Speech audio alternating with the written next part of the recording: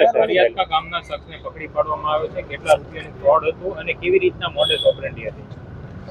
ફરિયાદકા ગામના જે વર્તેજ પોલીસ સ્ટેશનમાં આવે છે એમાં જે કાલે જે છે જીપીઆઈડીની કલમ 3 અને બીએનએસની અલગ અલગ જે છેતરપિંડીની કલમો છે એના હેઠળ કાલે ગુના દાખલ કરવામાં આવેલ અને એમાં જે છે અત્યાર સુધીમાં 2 આરોપીઓ જે મેઇન જે આ બધું એક ઇકોનોમિક જે ફ્રોડ હતું એના જે સૂત્રધારો છે સંજય અને યોગેશ એને અટક કરવામાં આવેલ છે। એ લોકો જે છે અત્યાર સુધીમાં અમારા એવા 14 જેવા ભોગ બનારો છે જેના જોડે એ લોકોએ અલગ અલગ અમાઉન્ટની અને ચીટિંગ કરી છે અને અત્યાર સુધીમાં જે ચીટિંગનો અમાઉન્ટ છે 1.5 કરોડ જેવું આવે છે।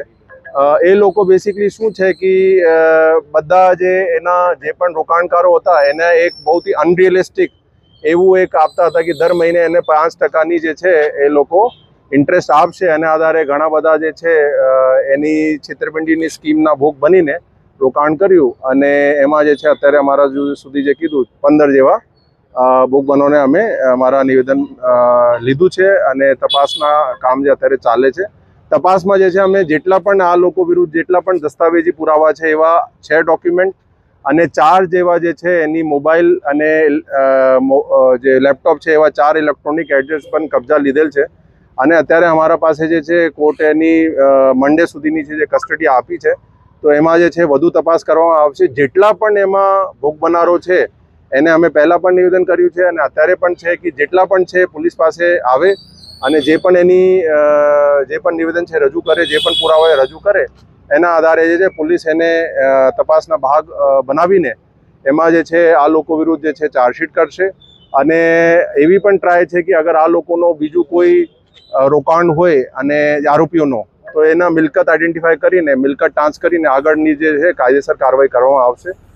તો જેટલા પણ આરોપી છે ને એને અટક કરી લીધા છે, જેટલા પણ એના વિરુદ્ધ દસ્તાવેજી અને ઇલેક્ટ્રોનિક એ પણ કબજા લઈ લીધું છે અને જેટલા પણ એમાં અત્યાર સુધી 15 જેવા ભોગ બનારો છે, જેટલા પણ બીજા ભોગ બનારો હોય એ પણ આવીને અમારે એલસીબી જે તકો છે તપાસની સાથે એને કોન્ટેક્ટ કરી શકે અને જે પણ એના નિવેદન છે અને જે પણ પુરાવા છે રજૂ કરી શકે। એનાથી અમારો કેસ જે છે વધુ સ્ટ્રોંગ બનશે અને એના મિલકત ટ્રેસ કરીને અમે જે છે શક્ય છે તો આમાં આગળ એક જીપીઆઈડીમાં મિલકત ટાંચ લેવાની કાર્યવાહી કરી શકાય તો એ પણ કરશું।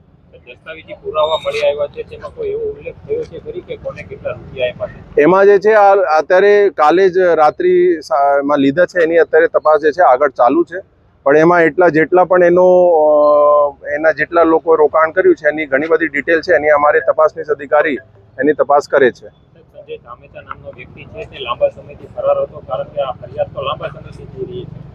આ જે છે અમારા પાસે લગભગ 1 મહિના પહેલા જે છે અરજી આવી હતી, અરજદારો આવ્યા હતા મારા પાસે, અમે તાત્કાલિક ધોરણે જે છે અમારી એલસીબી ટીમને લગાડી દીધી। આ બહુ એક મોટો ઇકોનોમિક ફ્રોડ છે, એમાં બધા પાસાઓની તપાસ કરવી પડે છે અને એ તપાસ અમારી ચાલતી હતી। સાથે જે છે આરોપીની શોધખોળ પણ ચાલતી હતી અને પછી જે છે અમે કાલે ગુનો દાખલ કરીને 2 આરોપી વિરુદ્ધ અટક કરી લીધા। જેટલા પણ આ લોકો વિરુદ્ધ જે પુરાવા હતું એ પણ અમે બધું કબજા લઈ લીધું છે, દસ્તાવેજી અને ઇલેક્ટ્રોનિક પુરાવા, અને જેટલા પણ એમાં ભોગ બનારો છે એનો નિવેદન લેવાની ખૂબ પ્રોસેસ અત્યારે ચાલુ છે।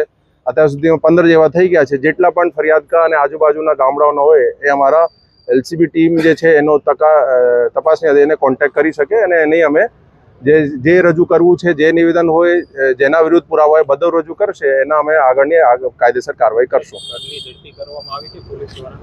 ઘરની ઝડપી કરવામાં આવે એના જ ભાગરૂપે જે છે આપને જે કીધું બધું આ દસ્તાવેજી પુરાવા અને ઇલેક્ટ્રોનિક પુરાવાઓ છે જેમાં એના રોકાણની બધી સ્કીમની જે છે એની પુરાવા મળી આવ્યું છે અને અમે કબજા લીધું છે એ સાક્ષી કરીને। ફરિયાદમાં એવો પણ ઉલ્લેખ છે કે 1500 લોકો આના ભોગ બન્યા હોય। હા, એ જ કીધું કે એમાં ઘણા બધા બીજા પણ ભોગ બનેલા હોય એવા શક્ય છે।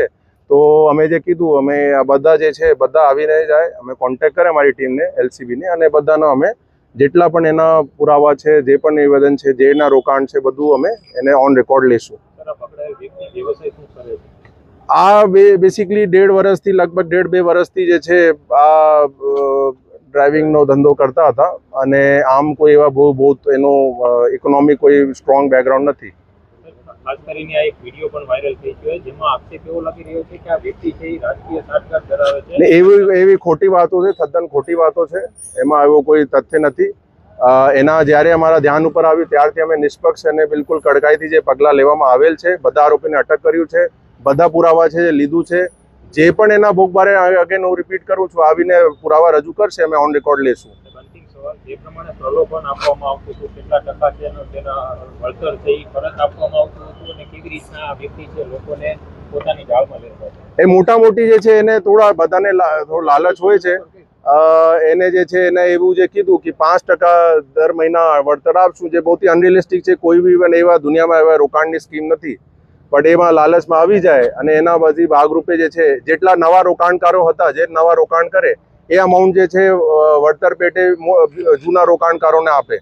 તો બધાને એવું લાગતું હતું કે બહુ સારી એની કોઈ રોકાણની સ્કીમ છે, પણ ખરેખર એક અંગ્રેજીમાં એને કહીએ છીએ કે પિરામિડ પોન્જી સ્કીમ છે, જેનો એક સમય પછી જે છે બધું પતી જાય છે અને એમાં બધાનો પછી જે છે નુકસાન જ થાય છે.